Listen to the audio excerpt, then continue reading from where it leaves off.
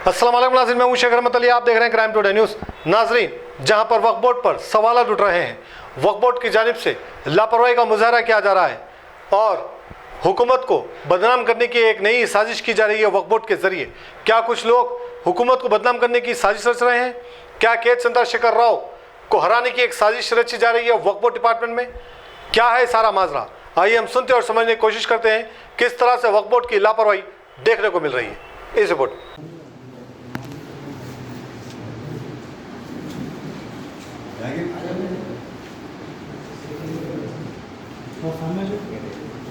TNGO's Union जिंदाबाद। TNGO's Union आवाज दो। मुजीबनगर नायकत्वम, मुजीबनगर नायकत्वम। TNGO's Union जिंदाबाद। TNGO's Union जिंदाबाद। मुजीबनगर नायकत्वम। TNGO's Union जिंदाबाद। TNGO's Union जिंदाबाद। मुजीबनगर नायकत्वम।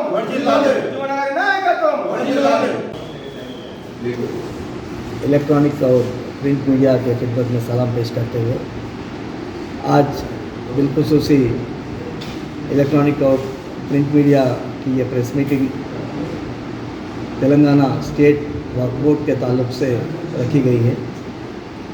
तेलंगाना स्टेट वक्फ बोर्ड में तेलंगाना NGOs यूनियन वक्फ बोर्ड के सदर जनाब इब्राहिम साहब जो हमारे सदर है वहाँ के, पिछले हफ्ते 31 तारीख के दिन उनको रिटायरमेंट करार दिया गया वक्फ बोर्ड से। हमारे हरदिल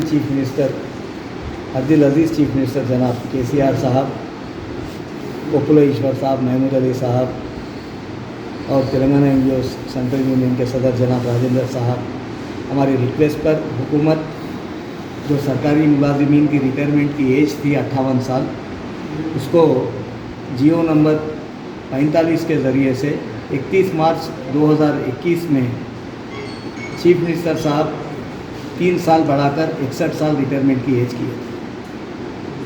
इसमें तमाम सरकारी मुलाजिमीन जितने महकमे तेलंगाना के रियासत में हैं, जितने कॉरपोरेशन से, जितने बोर्ड्स है, यूनिवर्सिटी से, लाइब्रेरी से, तमाम लोग ये जियो का खैर मकदम करें और ये जियो को एडॉप्ट कर उनके जो भी महकमे है उसमें 61 साल रिटायरमेंट की एज रखी। तो हम तमाम लोग भी चीफ मिनिस्टर साहब का शुक्रिया भी अदा किए। लेकिन हैरत की बात और ये है कि वक्फ बोर्ड में जहाँ तक हमारे को मालूम है, वक्फ बोर्ड में हमारे इब्राहिम साहब जिनकी अभी 1 साल सर्विस बाकी है, जल्दबाजी कर उनको रिटायरमेंट कर दिया गया और ये कहा कि भाई हम 61 साल से 60 साल कर रहे हैं, बोर्ड में इसका डिसीजन लिया।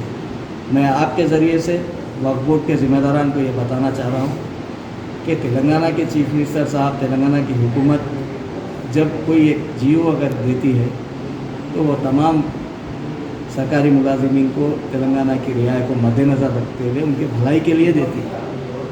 तो आप लोगों को भी चाहिए कि इसकी इज़्ज़त करें और भरपूर तरीके से हुकूमत का साथ दें, क्योंकि वक्फ बोर्ड हुकूमत से अलग नहीं है। वक्फ बोर्ड है जिसमें हानरेबल मेंबर्स है, हानरेबल चेयरमैन साहब है, बराबर डिसीशंस ले सकते, CEO साहब भी वहाँ पर है। मगर ऐसा सरकारी मुलाजिमीन का नुकसान करना, सरकारी मुलाजिमीन को तकलीफ़ देना, ये अच्छी बात नहीं है। इसी सिलसिले में जो हमारी मीटिंग हुई थी एम्प्लॉयज़ ग्रीवेंसेस उस्मानिया मेडिकल कॉलेज में, करीब 3000 सरकारी मुलाजिमीन थे। उस दिन भी हम एजेंडा आइटम में वक्फ बोर्ड का, ये इब्राहिम साहब का अकेले का मसला नहीं है, इब्राहिम साहब के जैसे कई मुलाजिमीन वक्फ बोर्ड में आज काम कर रहे हैं, रात दिन मेहनत कर रहे हैं।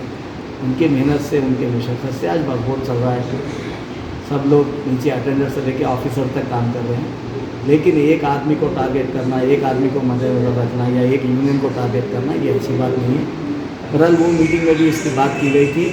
आज हमारे सदर जनाब राजेंद्र साहब जो प्रेसिडेंट है तेलंगाना NGOs यूनियन के स्टेट के, और उनके अलावा हमारे जनरल सेक्रेटरी जनाब मारम जगदीश साहब जो जनरल सेक्रेटरी है, और मैं हैदराबाद डिस्ट्रिक्ट का सदर और JAC का chairman doctor SM Husaini Mujeeb, हम लोग ऑनरेबल होम मिनिस्टर जनाब अलहज महमूद अली साहब से भी मुलाकात किए, ये तमाम बात उनको बताए तो महमूद अली साहब तवक्को दिलाए कि भाई चीफ मिनिस्टर साहब की हुकूमत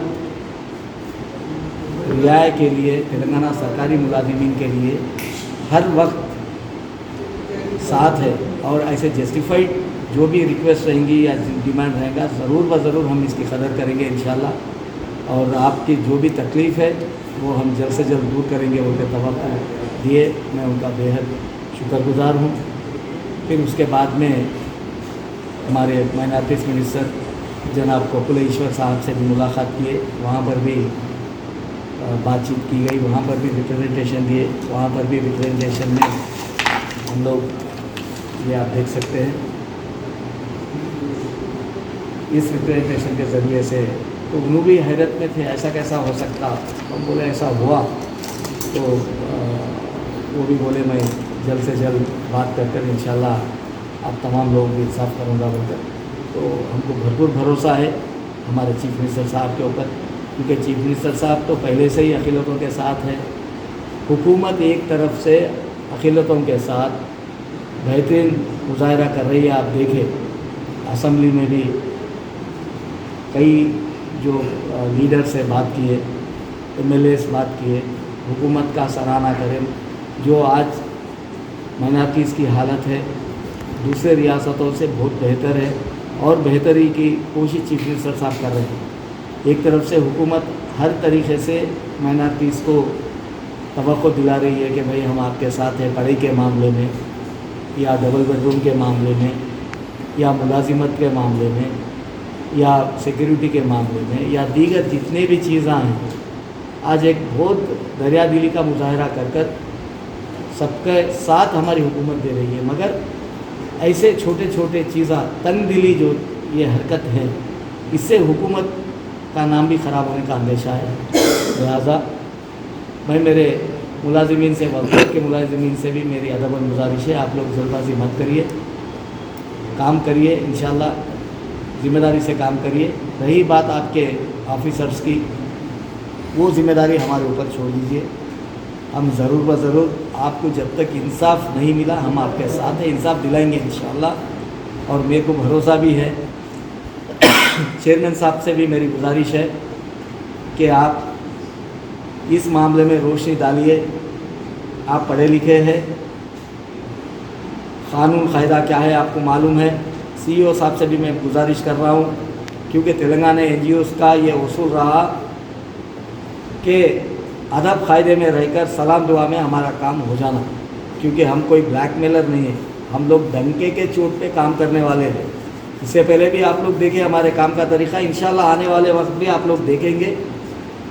जल्द से जल्द इस मसले का हल करिए। जितने भी हमारे मुलाजिमीन हैं उनको आप बराबर इज़्ज़त दीजिए, मकबरों को वक्फ बोर्ड से निकाल दीजिए। उनकी भी लिस्ट है, वो भी लिस्ट मैं चेयरमैन साहब को दूंगा इंशाल्लाह। उसके बाद उनकी भी कार्रवाई की जाएगी। मैं वक्फ बोर्ड के मकबरों को भी हिदायत दे रहा हूँ कि खुदा के वास्ते आपके साथ के मुलाजिमीन के साथ आप चेयरमैन साहब को या CEO साहब को गैर गलत बात मत बताइए, क्योंकि ये आपके साथ भी होने वाला है। हम आपको छोड़ने वाले नहीं हैं इंशाल्लाह। मुलाजिमत पूरी करके 4 या 5 जने रिटायर हो गए और हमारे दूसरे जो दीगर मुलाजिमीन हैं 8-8, 9-9 महीने करे, उनको भी हटा दिया गया। तो ये अच्छी बात नहीं है। वक्फ बोर्ड के चेयरमैन साहब से, हानबुल चेयरमैन साहब से, हानबुल मेंबर से मेरी अदबन गुजारिश है। मेंबर्स भी पूरे माशाल्लाह पढ़े लिखे हुए हैं, माशाल्लाह बहुत अच्छी सोसाइटी में अच्छा इमेज है, अच्छा नाम है। तो आप लोग भी हमारे सरकारी मुलाजिमीन का तहफ़्फ़ुज़ करिए, उनके साथ ठहरिए। अगर हमारे मुलाजिमीन कोई गलती कर रहे हैं तो बराबर आप सज़ा दीजिए, हम हर चीज़ के लिए तैयार है। मगर हम अगर हददर्मी करेंगे, हम ऐसे ही करेंगे तो तेलंगाना की सरकार, तेलंगाना की हुकूमत, तेलंगाना NGO सुनने वाली नहीं है। जल्द से जल्द मैं इंशाल्लाह वक्फ बोर्ड को आऊँगा और इस मसाइल पे भी बात करूँगा और ऊपर वाले से भी दुआ है कि ये मसला खैर खूबी से हो जाना। फिर जल्द से जल्द आपसे मिलने की फिर कोशिश करूँगा। और बिलखुसूसी मैं प्रिंट और इलेक्ट्रॉनिक मीडिया का भी शुक्रगुजार हूँ, क्योंकि जो भी हमारी जस्टिफाइड जो आवाज़ है वो आवाज़ को आप आवाम तक पहुंचा रहे हैं, हुकूमत तक पहुंचा रहे हैं, इंटेलिजेंस तक पहुंचा रहे हैं। कई कंप्लेंट्स हैं हमारे यहाँ, मगर हम होठ भी हमारे हैं, दांत भी हमारे हैं, हम बात नहीं करना चाह रहे उसके ऊपर। खुदा के वास्ते आगे भी मैं नहीं करूँगा बात। मेरे को अंधे को क्या होना, दो आँख होना, हमारे को क्या होना, हमारे एम्प्लॉयज़ का काम होना। हम काम करने के लिए तैयार है। जहाँ 8 घंटे का 10 घंटे का काम है, वहाँ 24 घंटे काम करने के लिए भी तैयार है। आप देखें हज कमेटी में सलीम साहब के सदारत में बेहतरीन काम करे हमारे हज कमेटी के मेंबर्स, वक्फ बोर्ड के मेंबर्स, माइनॉरिटीज़ के मेंबर्स। वहाँ पर चेयरमैन साहब हमारे सलीम साहब है, इम्तियाज़ इसाक साहब है, हमारे मुजीब साहब है, फिर मसीह साहब है। तो 4-4, 5-5 चेयरमैन वो कॉम्प्लेक्स में है। और आप तमाम से मेरी 4 चेयरमैनों से भी मेरी गुजारिश है, खुदा के वास्ते माइनॉरिटीज़ एम्प्लॉइज़ का ख्याल करिए, उनका तहफ़्फ़ुज़ करिए। चीफ मिनिस्टर साहब की हिदायत है, ये चीफ मिनिस्टर साहब चाह रही है। कल 1 महीने में इलेक्शन है सर पर, फिर हम तमाम लोग, हमारे सर्विसेज आपको चाहिए, हम सब मिलजुल कर काम करेंगे। फिर से हमको एक जगह अगर जुड़ना है तो हम एक को एक साथ देंगे, इंशाल्लाह साथ देकर काम करेंगे। Thank you very much. जय तेलंगाना। अल्हम्दुलिल्लाह।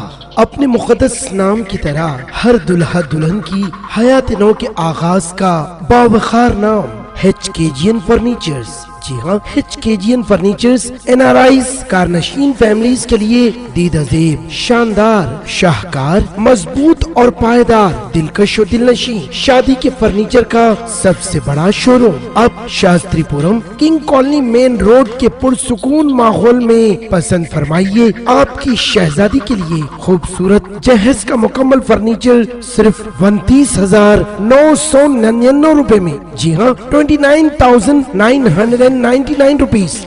जी हाँ, फख्र हिंदुस्तान सदर मोहतरम बैरिस्टर असदुद्दीन अवैसी साहब के मकान के बिल्कुल करीब आपका अपना HKGN फर्नीचर्स। 9618650827।